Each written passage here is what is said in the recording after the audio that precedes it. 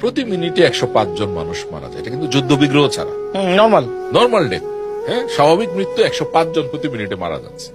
প্রতি মিনিটে 105 জন মানুষ মারা যাচ্ছে। আপনি যদি 8 ঘন্টা ঘুমিয়ে থাকেন, ক্যালকুলেট করলে 50,000 প্লাস লোক চলে গেছে পৃথিবী।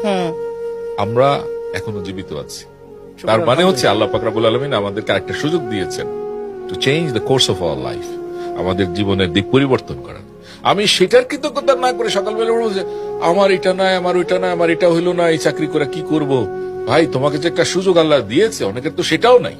যেটা আছে সেটাকেই যদি আপনি ধরে আঁকড়ে আল্লাহর উপরে 100% তোয়াক্কাল করে যদি আপনি করেন, দেখেন কোরআনের 90 জায়গায় আল্লাহ বলছে যে রিজিকের ব্যবস্থাটা আমি করি, টেনশন করো না। কিন্তু আমরা না শয়তানের আশাসে পড়ে, আমাদের শয়তান এসে কানের মধ্যে বলে হাই হাই কেমনে খাবি, কেমনে চলবি, কেমনে করবি। আমাকে যদি এখন ইনস্টিটিউশনে জিজ্ঞেস করেন যে আসলে আপনি কি করেন, ফ্র্যাঙ্কলি স্পিকিং আপনি যদি আমার বলেন যে আপনার কি, মানে আমার কিন্তু কোনো মাস শেষ হলে কেউ আমার বেতন দিবে এমন কোন ইনস্টিটিউট নাই।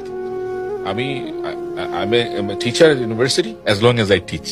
I'm a trainer as long as I train. I'm a consultant as long as I consult. I'm a coach as long as I coach.